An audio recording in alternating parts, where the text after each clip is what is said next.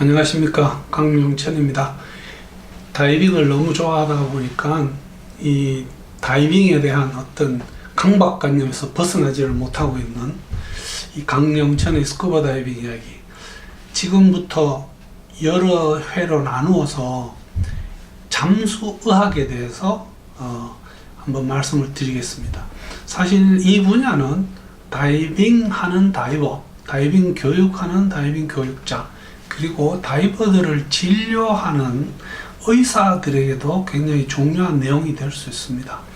그래서 그냥 단순한 감압병 혹은 감압질환, 폐팽창 사고, 질소 마취 이렇게 하나하나를 놓고 저희들이 토의를 하면 사실은 좀 단순화할 수도 있습니다만은, 이 잠수의학이라고 하는 어떤 큰 분야가 다루고 있는 내용들을 한번 전반적으로 제가 정리를 해서 몇 차례 나누어서 한번 설명을 해볼까 합니다.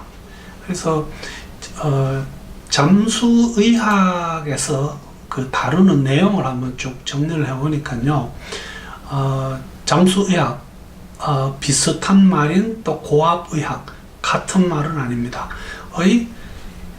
범위, 그 다음에 거기에 해당되는 분야가 어떤 게 있느냐, 그 다음에 잠수의학에서 다루는 어떤 질병에 대한 진단병명, 잘 아시고 계시는 감압병, 폐팽창상에 의한 어떤 동맥공기 색전증, 질소마취, 고압신경증후군, 산소중독, 이런 어떤 질환들이 여기 포함됩니다. 나중에 다시 나누어서 말씀드리겠습니다만은, 또한 잠수의학에서 이런 질병에 대해서 어떤 치료 방법을 사용하고 있느냐, 가장 대표적인 것이 산소요법으로 어떤 예방적, 치료적 방법이 있고요. 그 다음 가장 확실한 방법인 제압 및 제압실에서의 고압 산소 치료가 있겠습니다. 또한 더 몇 가지 다루는 내용들을 보자면요, 이런 것들을 설명하기 위해서 필요한 어떤 물리학, 그 다음에 생리학, 저희들이 다이버뿐만 아니라 일반인의 경우에 어떻게 수영을 하다가 혹은 바다에서 놀다가 이렇게 물에 빠지는 경우가 있습니다. 죽으면 익사고요, 죽지 않고 살아남으면 익수가 됩니다. 이럴 때 또 잠수의학에서는 어떤 처치를 할 수 있는가, 그 다음에 감압이라고 하는, 우리가 decompression이라고 하는 이 감압의 병리학과 생리학도 역시 잠수의학에서 다룹니다. 급성 압력 변화, 압력이 갑자기 심하게 변할 때, 혹은 만성적인 압력의 변화, 압력이 천천히 변할 때 어떤 변화가 오느냐.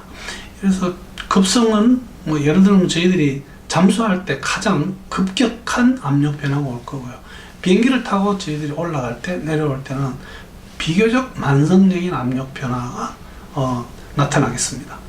그 다음에 고압산소 치료의 어떤 기초, 생리, 병리, 이런 것도 잠수의학에서 다루고요. 압력과 불활성 기체의 역할, 이게 이제 결국은 불활성 기체라고 하면 저희들이 사용하는 가스에서, 기체에서는 질소가 가장 퍼센트가 높기 때문에 저희들이 질소 마취라는 표현을 씁니다만, 그거에 대해서는 나중에 별도로 설명드릴 거고요. 그 다음에 압력 상태에서 어떤 약물을 먹었을 때, 또한 어떤 약물을 먹고 나서 고압 환경에 저희들이 들어가게 되면 그 약물의 효과가 좀 달라지게 됩니다. 술도 마찬가지입니다. 그래서 이런 내용, 그 다음에 이 압력과 무관한 다이버들 병이 많이 있습니다. 다치는 것도 있을 거고요, 물리는 거, 찔리는 거, 이런 것들도 역시 잠수의학에서 같이 다루게 됩니다. 또한 잠수의학에서는 다이버가 어떤 상태의 질병을 앓든지 혹은 아니든지 이분이 과연 다이빙을 하는데 적합한 체질 혹은 건강을 유지하고 있나, 이것도 봅니다. 또한 다이빙을 하다가 생기는 사고들이 꽤 있을 겁니다. 저는 배에서 뛰어내리다가 정강이 뼈가 골절된 분도 본 기억이 있습니다. 이런 것들, 그 다음에 압력에 의한 상해, 그 다음에 우리가 피지컬 인주리라고 해서 어떤 물리적인, 내가 탱크가 넘어지면서 손가락이 부러지는 이런 경우 있을 수 있습니다.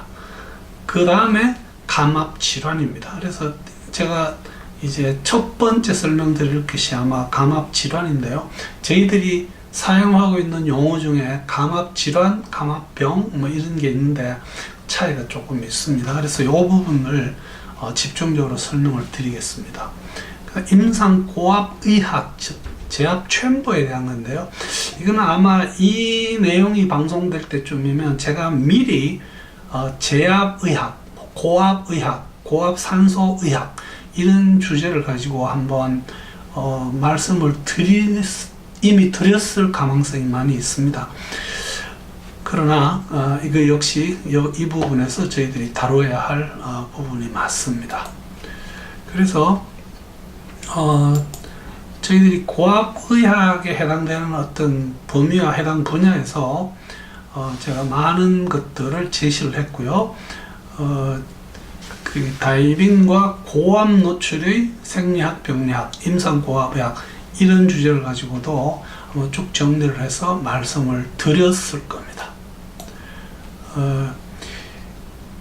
그 감압 질환이라고 할 때 감압 질환에 소속되는 그 병명은 요 정도가 됩니다.